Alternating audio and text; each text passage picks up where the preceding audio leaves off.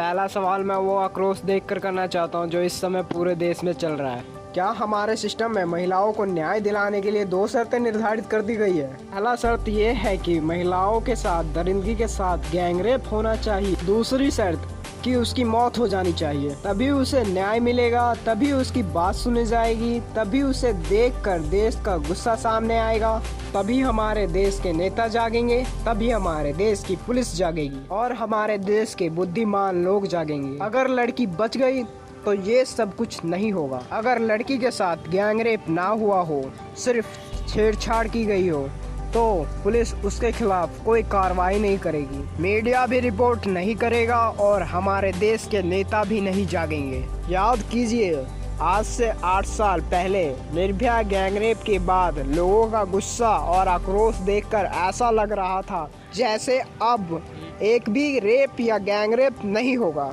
लेकिन हुआ इसके बिल्कुल विपरीत। साल दर साल रेप की संख्या में बढ़ोतरी देखने को मिली। 2012 से पहले जहां एनसीआरसी को 60 से 80 केस मिलते थे, निर्भया कांड 2012 के बाद प्रतिदिन 80 से 110 केस मिलने लगे। तो आप देख सकते हो, संख्या में कमी नहीं बल्कि बढ़ोतरी हुई है। हैदराबाद में भी ऐसा ही हुआ, लड़की के साथ गैंगरेप हुआ और उसकी मौत हो गई। और हाथरस में भी ऐसा ही हुआ। एक लड़की को न्याय दिलाने की मुहिम तब शुरू हुई जब गंभीर चोटों के कारण उसकी मौत हो गई। जब तक ये लड़की जिंदा रही, ना तो पुलिस जागी, ना तो मीडिया जागी और ना ही वहाँ के नेता जागे, ना वहाँ की सरकार जागी, ना वहाँ के बुद्धिमान लोग जागे। जैसे ही इस लड़की की मौत हुई, पूरा का पूरा सिस्टम एक्टिव हो गया और ये खबर हेडलाइन बन गई। इससे 2 बातें सामने आती है। पहला, न्याय चाहिए तो मरना जरूरी है। दूसरा, जो लोग जिंदा है उसे न्याय नहीं मिलेगा। कुछ बुद्धिजीव इस मामले को उलझा रहे हैं कि हाथरस में 18 साल की लड़की के साथ गैंगरेप हुआ था कि नहीं। आज मेरा सवाल आपसे है, क्या फर्क पड़ता है?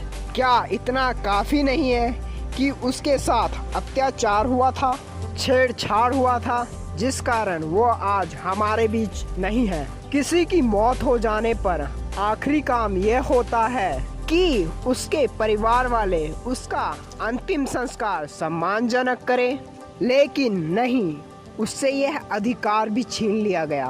रात के 2:30 बजे खेत में, शमशान में नहीं, खेत में चुपचाप अंतिम संस्कार कर दिया जाता है। इसे अंतिम संस्कार कहे कि नहीं, मुझे तो ये भी समझ में नहीं आ रहा। अब आप सोचिए, जिस देश में बेटियों की चिता खेतों में जलने लगे, उस देश का भविष्य कैसा होगा और उस खेत में क्या पैदा होगा? उस खेत में अत्याचार पैदा होगा, नाइंसाफी पैदा होगी।